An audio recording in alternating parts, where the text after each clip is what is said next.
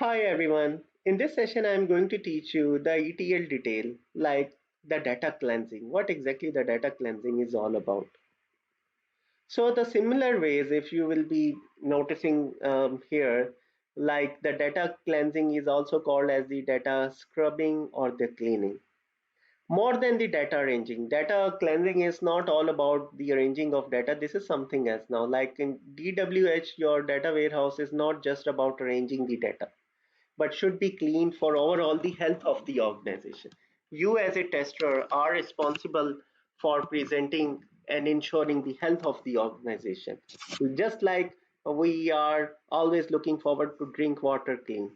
The bigger problems or enormous problems are coming as most data is dirty data.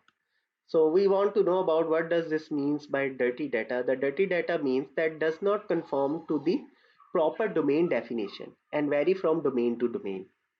So we must know that the data should be meaningful, and the paradox is all about the must involve the domain expert. Here the domain expert are the people who will be helping us and giving us the required knowledge, and those required knowledge which the business analyst, the client business analyst which are producing, we will be interpreting those rules in the form of expected results now. And we also needs to ensure that there should not be any duplication when we are producing the results. So if there will be any duplications will come, we need to remove the duplications.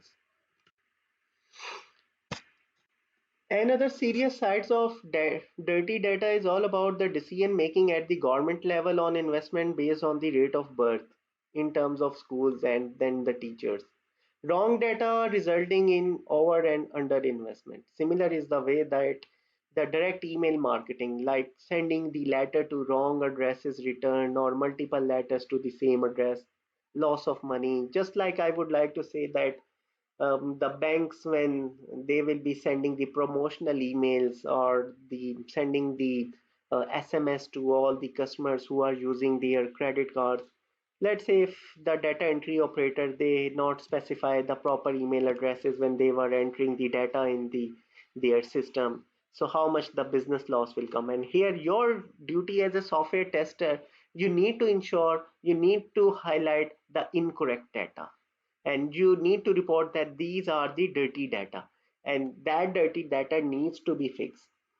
Then the business owners or the business analysts, they will come in the business and they will review your recommendations and suggestions, and on the basis of your recommendations and suggestions they will make some corrective actions now. And this is how your role is always being a business